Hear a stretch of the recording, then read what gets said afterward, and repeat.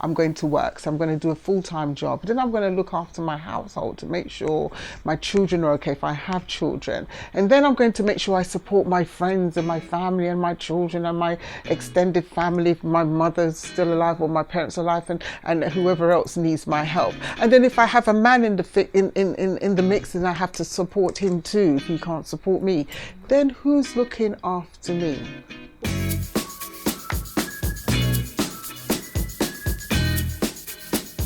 Who supports the women in her role? And we are referring to what we just discussed about women of African descent, and what we were talking about earlier. So if women are doing this, who's supporting them? Pat, so you're going to give us a presentation. I think when I see it, and I have to talk about from my own perspective, sometimes when you're together having the same sort of mindset, having the same sort of passion, let's say, you can all work on each other, yeah. But when you change for whatever reason, whether you decided that church isn't for me, or the way I see things is different, then you are isolated. And so for me, you would have to seek that support. So let me clarify. You're talking about your personal experience within a church context. My personal. In context of being in the church. Whether in the church or if you change, if you've got a group of people, say the three of us, and we're interested in, let's say, property, for want of a better word, we want to do property, and then I decide that, you know what, property's not really for me. I will really want to do something like trading on the stocks. It's a broad analogy here. My friends are different now, aren't they? Although they might support me, they're not going to understand the same thing that we understood before. They will support me, but at the same time, things have changed. So when you've got that, you then have to seek you have to seek out people who could support you on that. But basically, I think if you've grown up with your friends, sometimes those friends, they can support you regardless. There might be differences, because I think we've spoken about that, Grace, that there's sometimes you might not notice, but because your view has changed, you either remove yourself. So sometimes, I don't know, sometimes in terms of the support role, if you've got a good friends who see you regardless, that's fine. But I think sometimes we all like to look the same, and if we're not, then things change.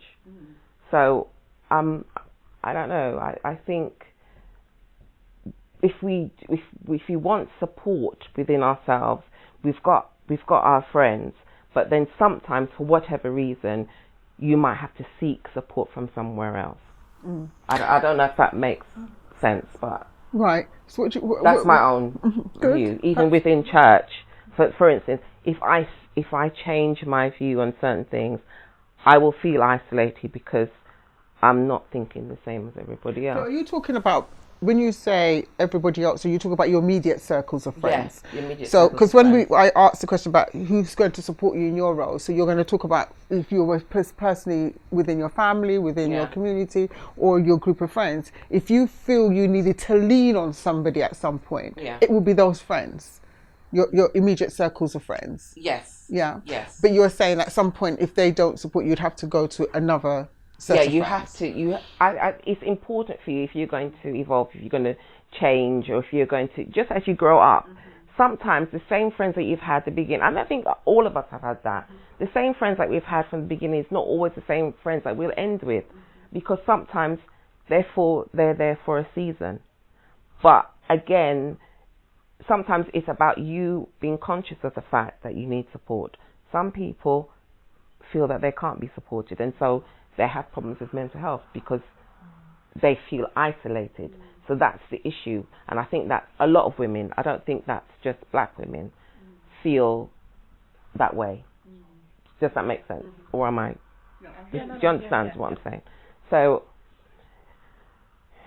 I So, think so in answer to your question, who supports the woman in her role, you're saying your immediate circles of friends usually will be your support network, or you will find another group of friends who you feel could support you, if whatever the issue may be, that you think are qualified to support you. Yeah, because I think sometimes you're not going to get everybody's going to understand what I'm not saying they don't wish you the best, but in terms of support, sometimes because they don't understand it, they can't support you, and so sometimes for you to grow, you have to seek support. Can I ask a question? This is a personal question. If you were married, would you expect support from your husband? Yes, but at the same time, are you gonna? Are they always? It's a personal question. For me, yeah, you would. It would be nice, but I don't think. I don't know. I don't know if the person can support everything that you do, if they understand. That's what I mean. So maybe I'm not the best qualified because I'm not married. You know what I'm saying? But I would hope. No, but I think but that you would, because it's about what you would want. Yes, absolutely. For me, I want if I have a significant other, I would want the person to support me. But you see, there's been times, well, I've seen where there isn't that support because the person don't even get you at all. If they might even understand why do you want to push that way. But then, but that's a bigger question, because that's about, what's that woman say, having the wrong picker.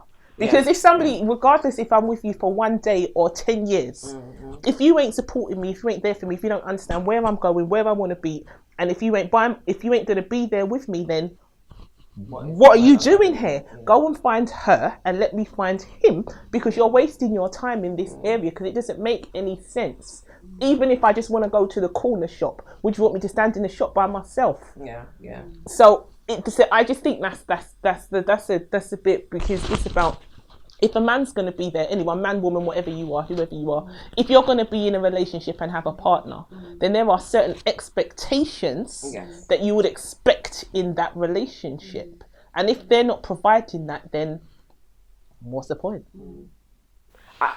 So is that your opinion? Would that be your answer? That's definitely my opinion. So So do you feel then? I know it's this. It gets. We can't. Again, I can't ask. I'm not asking anybody to give me a right or wrong answer here, or historically correct, or whatever, or factually correct, because you can't, because we're all individuals, and we are so very different.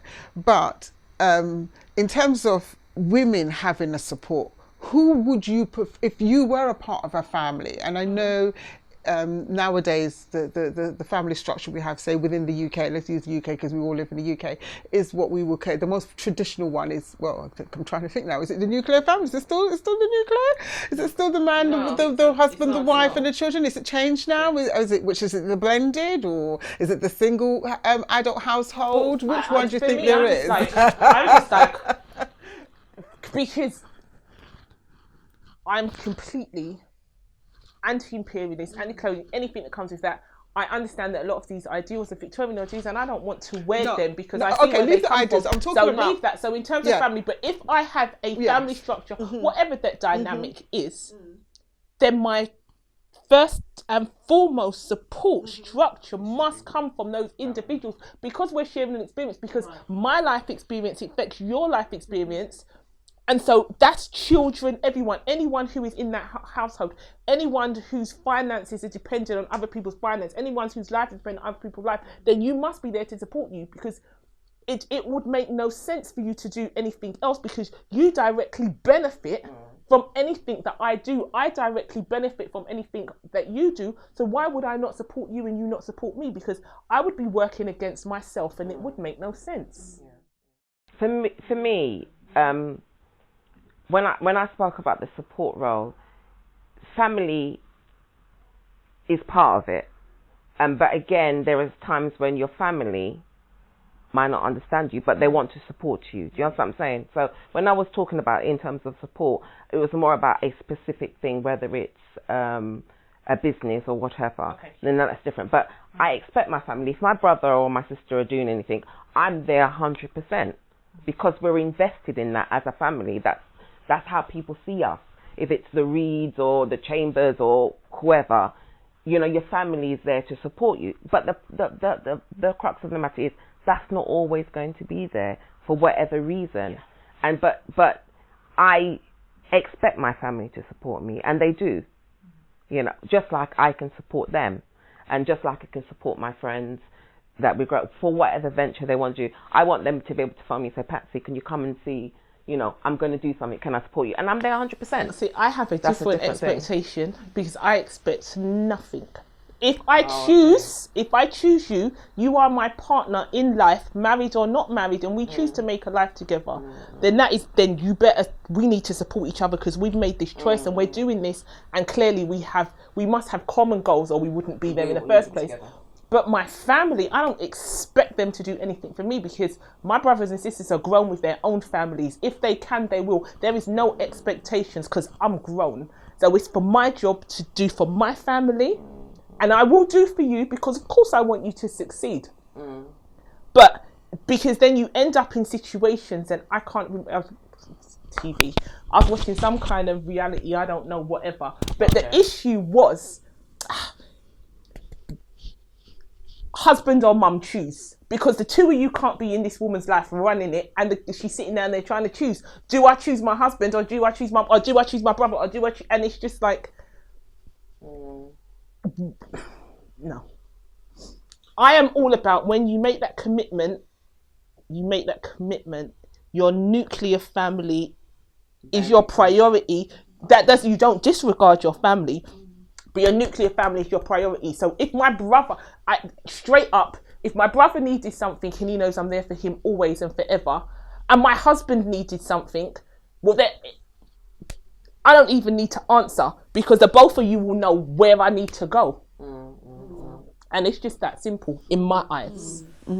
It's really interesting because the reason why I thought about this question was I do believe, and I've had this discussion before, that women of African descent, or let me say women that I know and myself speaking, we have done a lot. I personally feel we've taken it on ourselves to do so much because we can sometimes, we know how to. But for me, the question is, how are we supported? How are we supported? And the thing that came to me when I looked at this is the health factor as well. Because we are if we do take on the roles that we are doing and continue this way, and the next generation does this, for instance, and let's be clear, give examples. I'm going to work, so I'm going to do a full-time job. Then I'm going to look after my household to make sure my children are okay if I have children. And then I'm going to make sure I support my friends and my family and my children and my extended family if my mother's still alive or my parents are alive, and whoever else needs my help. And then if I have a man in the mix and I have to support him too if he can't support me, then who's looking after me? Well, because what should be happening is that if you're in a relationship, then your partner should be doing that. So if I'm a single woman, single parent, whatever, and I'm doing all of that, then I think that we already have those kind of support networks, our girlfriends, our aunties, our mum, or whoever. So these are people, but I think that because, and I think that this is an immigrant issue, and I'm every student I teach, bar 2 are immigrants at the moment. So this is a unique experience to me. And I think as immigrant families, there is so much we have done this and we're not doing it in vain. And I think there's an extra burden, an extra work ethic, an extra everything on that. And so I think that because we need to kind of just get on, that we don't always talk about things. And forgive me, I'm talking about her again, second time in the conversation, but literally my friend had a stroke.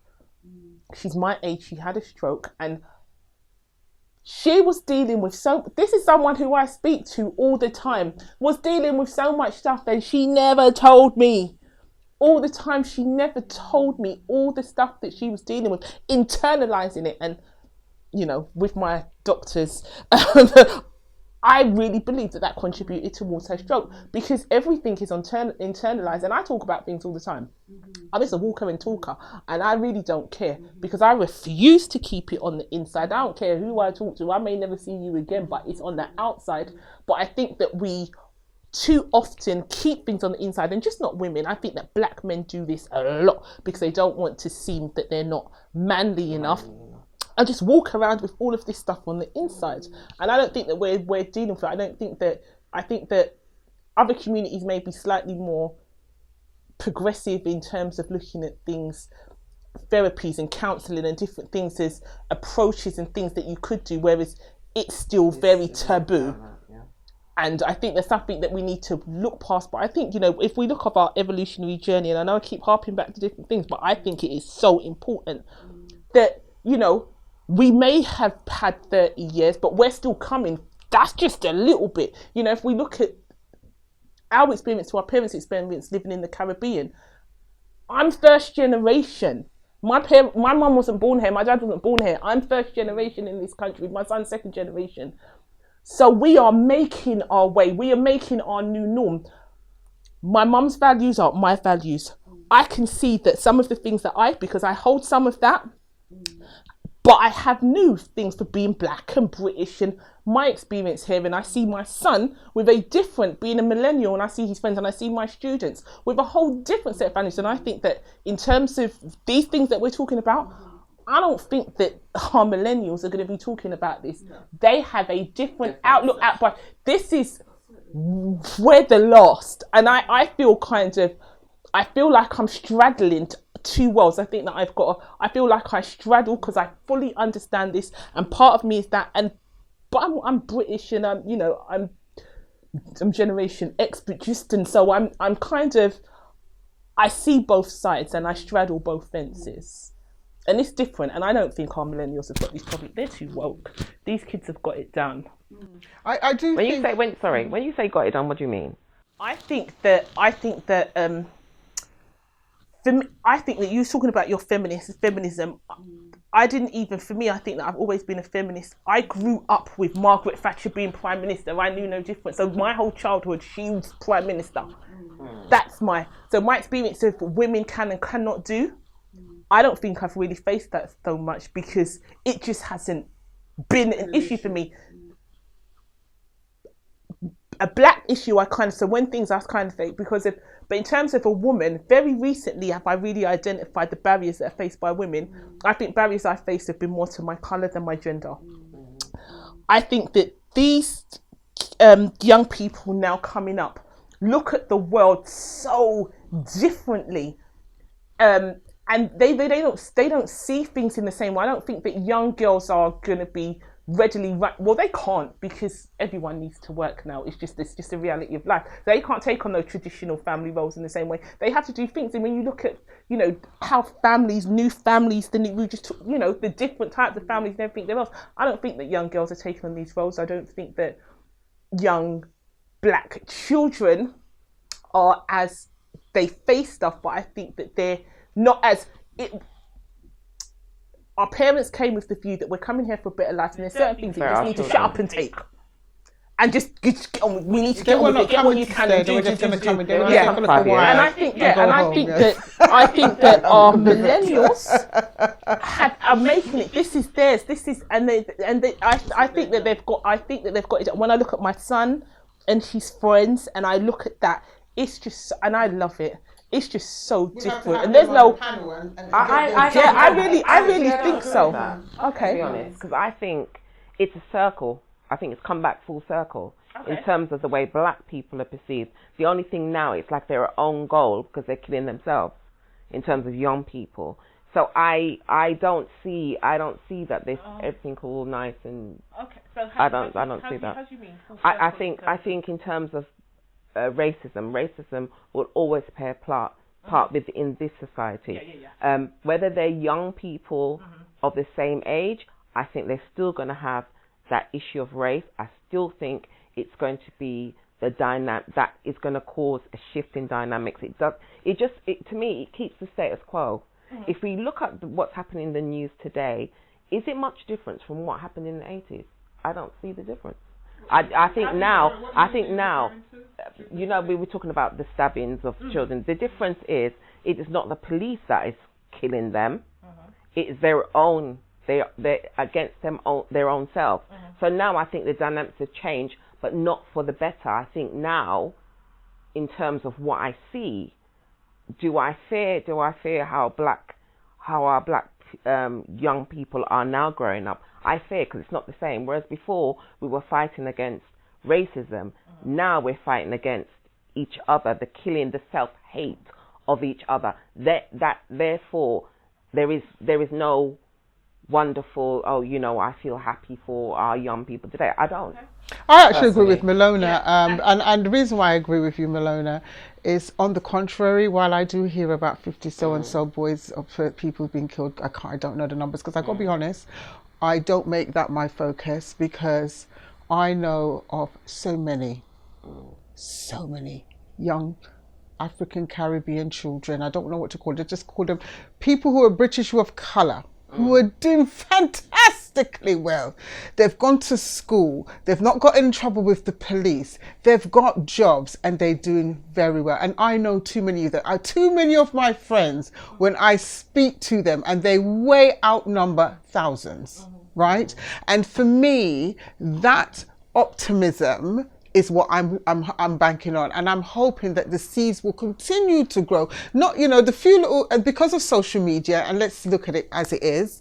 But back then in the 80s and the 90s, we didn't have social media. So even though maybe somebody may have got hurt or a certain situation may have occurred, we wouldn't have heard about it because, we didn't have Facebook and certainly we didn't have WhatsApp and all the other bits that we now can just, in the second, everything is out there. But the fact of the matter is that bad news always seems to be dominating everything. And when something good happens, like the other day somebody posted this thing about, it's actually here, because usually when I saw it I was like, listen to the accent. Oh my days, it's English.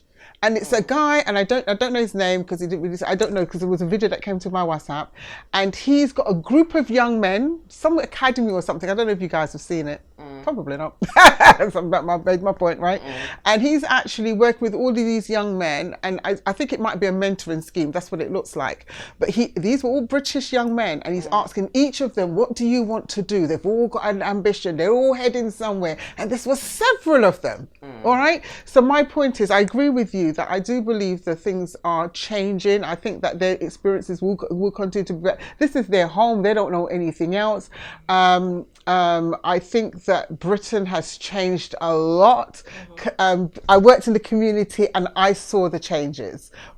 When the Kosovans came over here, I remember knocking on doors as I used to, and I would hear the amount of people used to, can't stand those Kosovans, we want them out. Even black people would be saying it, the Asian people would be saying it. Okay, everybody wanted the Kosovans out. They were really not liked. Now we have the Eastern Europeans, and guess what? We're all saying the same thing about them too, right? And I just think that from one new migrant group to the next, whoever is the latest becomes an issue. And a lot of that's to do with the media, all right, which I have been told when I did sociology many years ago, you take with a pinch of salt, right? You don't pay attention to it. So I do believe the future's bright because our children have, well, I look at my own, I've got 4, and every one of them has had the opportunity. And then I was talking to a friend of mine yesterday, her children are doing well. And my friend I spoke to them, and their children are doing well. And your children, and your child is doing well. So the thing is, while we have, I can't remember how many children was hurt. I can't remember. There's been over 50 deaths. Right, because it's not thing. There's been many who are still alive and doing well. That. I don't dispute that. No, I'm not saying dispute. I'm just saying that I agree with you that the future is bright, right? And while there will always be, because as somebody pointed out to me, up in Lancashire, which we don't get the news, they probably have the same kind of thing going on up there, right, amongst the poor whites. Right. And I went to Lancashire and I saw this different lifestyle, absolutely different to what we have down there. They're very poor up there. And so there's certain characteristics that is akin to economic deprivation that exists in other parts of the UK. That is not it's not about black people. Do you understand? And the same like places like Bradford with the Asians and so I get that, Grace. I get that. Because if you look at us as women, we're all middle class women. Yeah? So when it comes to our children, I expect our children, because we're going to drill it in their heads to make sure that you have an education or make sure whatever you're going to do is productive. I understand that. I totally understand that. But I understand there's a lot of other people who are not in the same mindset as us, who are not having that same thing, and racism does play a part in it. So, we, although you're looking at one part, and I totally get it, because a lot of my friends, they're all well-to-do, all middle class and above. But the issue is, what about those that are behind? And even if you were talking about Black Panther, the analogy was there. If you think about when the father went off, he went, the son went to visit him, and he's saying, but what about your nephew? Who did you leave behind? You see, so we're talking about the people that we're left behind. How do we help them? Are they afforded the same privileges? They're not, and most of them are not. If you're going to be honest, we are. I agree that they're always going to be in a minority, and I think because I haven't done empirical research, but I can guarantee you that that's a drop in the ocean. The children who are in trouble. The thing that I do find it frustrating. I say, well, I'm not talking about racism now. I'm talking about humanity, and I think I just came from Tunisia, right, where they have problems, and they're not black. Right. The thing is, economics creates certain kind of problems, and that the more I travel, is the more I see that. All right, because you have to come. Sometimes, for me, this experience is great because I've been able to move around the world and I see things for what it is. And economics does play a major part in our experiences. But my point is that the doom and the gloom, me personally, I want to stay away from, and I want to focus on, the positivity and where we are going as a people, and where I can see there is a bright future, because there is. And I think my children should do better than I did, and their children, I know, will do better than they did. And so my point is that I agree with Milona. I do believe that the millennials, I don't know what they're going to be called in the future, because I think that's a new phrase and something else might come about for our grandchildren. I do believe that their future will be better than it is today. I just don't think that it's going to be worse or anyway, you know what I mean, as negative as some of the negatives. I think that the monetary we have been making progress. We've steadily been making progress. Have we got a long way to go? Yes, without a doubt. But we are making progress, and I think that one of the biggest leaps in progress we will have is with these millennials coming up. I think they will take, because of everything that they have, because when we're talking about in terms of working with yourself and different things, and because technology is now opened up so many doors that you don't have to do things, you don't have to take on traditional work roles. So in terms of the economic barriers that are there are, because of technology, they can overcome it in a way that previously we could not. So I think that there is definitely issues around young black men in the capital, without a doubt. And for me, that's policing.